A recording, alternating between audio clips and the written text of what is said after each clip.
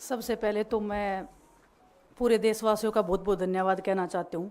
आप media persons का भी, क्योंकि आप लोग ही हम लोगों को इतना through out the journey wrestling में आपने सपोर्ट किया है। तो मैं उम्मीद करती हूँ कि मैं आपकी उम्मीदों पे खरा उतरूँ बिल्कुल। और कांग्रेस पार्टी का मैं बहुत बहुत धन्यवाद करती हूँ, क्योंकि जब बोलते हैं ना कि बुरे टाइम में पता लगता है कि अपना कौन है। जब हम रोड पे घसीटे जा रहे थे तो छोड़ के बीजेपी को, देश में जितनी भी पार्टियां हैं वो हमारे साथ में थी, हमारे दर्द को समझ पा रही थी, हमारे आंसुओं को समझ पा रही थी। मैं बहुत प्राउड फील कर रही हूँ कि मैं एक ऐसी पार्टी में, एक ऐसी विचारधारा में हूँ जो महिलाओं के साथ हो रहा अन्याय और उनके साथ बुरे बर्ताव के खिलाफ खड़ी है। वो लड़ाई लड़ने के तैयार है, सड़क से लेकर संसद तक। और मैं विश्वास दिलाती हूँ पूरे देशवासियों को कि जो मेहनत, जो लगन से हमने रेसलिंग में काम किया है, हम चाहते हैं कि देश के हर एक नागरिक को जो दर्द, जो तकलीफ़ हमने झेली है, खासकर महिलाओं के लिए, हर एक उस महिला के साथ में हम खड़े हैं जो अपने आप को लाचार, अपने आप को बेबस समझती है। रेसलिंग में मैंने पूरा कोशिश किया कि मैं जितनी भी महिलाओं को, छोटी बच्चियों को इंस्पायर कर सकती हूँ। मैं चाहती तो मैं जंतर मंतर पे रेसलिंग छोड़ सकती थी, और सभी लोग भी मान रहे थे, पूरा देश इस चीज़ को विश्वास कर रहा था, क्योंकि बीजेपी आईटी सेल ने उस चीज़ को साबित करने की कोशिश की थी कि हम चले हुए कारतूस हैं, हम ख़त्म हो गए हैं, हम पॉलिटिक्स कर रहे हैं। उन्होंने बोला मैं नेशनल नहीं खेलना चाहती, मैंने नेशनल चैम्पियनशिप खेला। उन्होंने बोला ये ट्रायल्स दे के नहीं जाना चाहते, मैंने ट्रायल्स भी दिया। उन्होंने बोला कि ओलंपिक्स लेवल तक नहीं जाना चाहते, मैं ओलंपिक्स में गई, मैं फाइनल्स में गई। अनफॉर्चुनेटली परमात्मा को कोई और चीज़ मंजूर होगी। एक चीज़ मुझे पता है कि जब मेहनत आप करते हो तो ज़रूरी नहीं कि आपको उसी दिशा में मिले, कई बार दूसरी चीज़ों में भी आपको वो फल मिल जाता है।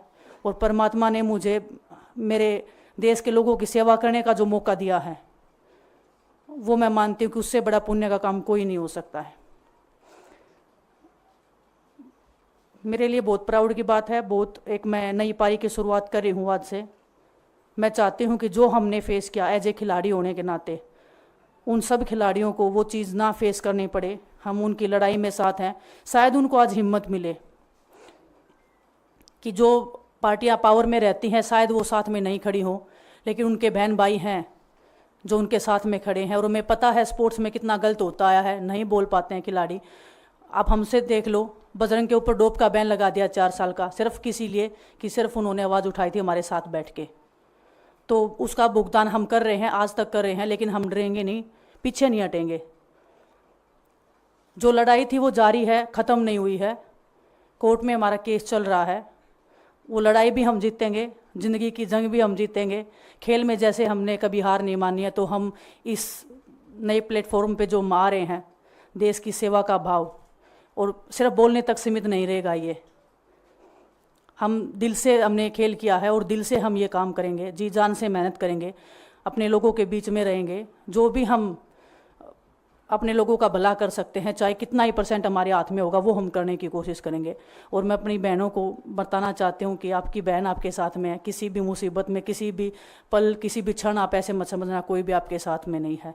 जब कोई नहीं खड़ा होगा तो मैं आपके साथ में ज़रूर खड़ी रहूँगी, कांग्रेस पार्टी आपके साथ में ज़रूर खड़ी रहेगी। ये हमने फील किया था, और मैं वादे से कह सकती हूँ, दावे से कह सकती हूँ कि बिल्कुल आपके साथ भी खड़े रहेंगे। बहुत बहुत धन्यवाद आप सबका।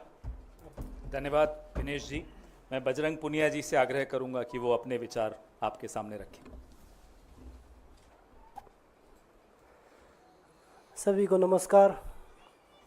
और मैं धन्यवाद दूंगा केसी जी का, हरियाणा के प्रभारी हमारे दीपक बावरिया जी का, अध्यक्ष हमारे उदयभान जी का, पवन खेड़ा जी का, और विनीत पुनिया जी का, और जितने भी कांग्रेस के हमारे लीडर हैं उन सब का, कि हमें विनेश ने बताया कि बुरे समय में हमारे साथ खड़े हुए।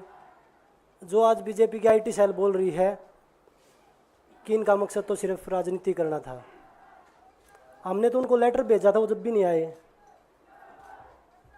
हमने तो बीजेपी के जो सांसद थी, जितनी भी महिला सांसद थी, उनके घर पे लेटर दिया था, वो फिर भी उन बच्चियों के साथ नहीं खड़े हो पाए। कांग्रेस पार्टी तो बिना कुछ हमने इनको बताया ये वहाँ पे हमारे साथ खड़े हुए। तो देश की बेटियों की जो आवाज़ उठाई उसका भुगतान हम कर रहे हैं। लेकिन ये चीज़ हमें पता लग गई कि जो अत्याचार बेटियों पे हुआ जंतर मंतर पे, उसके साथ सिर्फ बीजेपी पार्टी खड़ी हुई और सभी पार्टी हमारे साथ खड़ी थी। और जो भी आज हम इस पे कांग्रेस पार्टी में आए हैं, मैं धन्यवाद देता हूं सभी का। हम अपनी पूरी मेहनत, जितनी हमने कुश्ती में मेहनत की है, जितनी हमें किसान आंदोलन में मेहनत करी है, जितना अग्निपथ योजना के टाइम पे मेहनत करी है और बेटियों के आंदोलन में मेहनत करी है, ऐसे ही मेहनत करेंगे और कांग्रेस पार्टी को भी मजबूत करेंगे और देश को भी मजबूत करेंगे और ग्राउंड पे रह के काम करेंगे। जैसे रेसलिंग में बचपन से 7-8 साल की उम्र में लगे थे, जब यह पता नहीं था कि हम ओलंपिक मेडल जीतेंगे, लेकिन धीरे धीरे आगे बढ़ते गए, मेहनत करते गए और वो मुकाम हमें मिला, क्योंकि ओलंपिक से बड़ा कोई भी प्लेटफॉर्म नहीं होता। और जिस दिन विनेश फाइनल में गई, उस दिन पूरा देश जोश में था, पूरा जश्न हुआ। लेकिन अगले दिन जो घटना हुई, पूरा देश दुखी था। लेकिन कुछ आईटी सेल थी जो पूरा देश में जश्न मना रही थी, तो ये देश के लिए बड़े दुख की बात है। और पूरे देश को सोचना चाहिए कि आप किन लोगों को सपोर्ट कर रहे हैं। जो देश में खिलाड़ियों के साथ, महिलाओं के साथ, किसानों के साथ, जवानों के साथ जो अत्याचार कर रहे हैं, आप उन लोगों को सपोर्ट कर रहे हैं। तो मैं यही बोलूँगा कि हम मिलके मजबूती से लड़ेंगे और जो संघर्ष की लड़ाई, उसमें हम हमेशा कांग्रेस के साथ खड़े रहेंगे। और जो विनेश ने बोला कि हम हर जो महिला, जो बेटियां, देश की बेटियां हैं जिनके साथ अत्याचार होता है, हम उनकी आवाज़ हमेशा उठाते रहेंगे। सभी का धन्यवाद।